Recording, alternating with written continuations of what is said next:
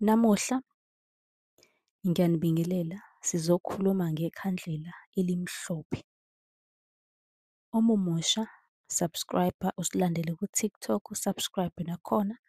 Uphinde-ke ucele inamba ka-WhatsApp lapha ku-inbox ku-TikTok. Sizokunikeza ukuze uzosibuza njalo ku-WhatsApp umbuzo onawo.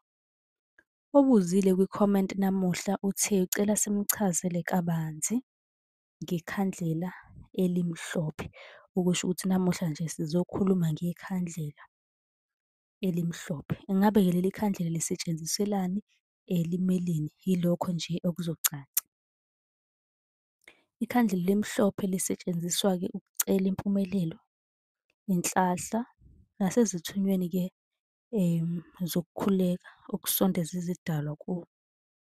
Lezo-ke ey'suke zigezekile ezinenhlahla kuphela.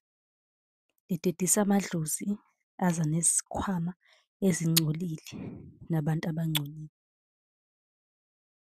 Kanti-ke liyasebenza nasezidalweni zakubo kababa ukuzisondeza.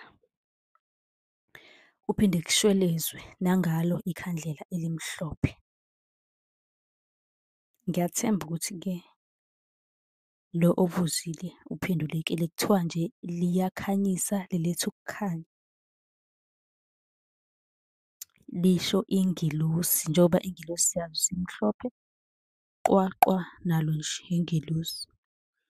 Uma unombuzo buza kwi-comment, uzobe usuyithola impendulo yakho ngevidiyo, kodwa kumele u-subscribe ukuze mase ngiyiphosta ividiyo yakho isheshe ingene notification efonini yakho. Usibhalele ku-TikTok, ucele inamba ka-WhatsApp la uzosibuza khona njalo ekuseni uma-ke kukhona umbuzo noma iphupho ovuke nalo. Nisale.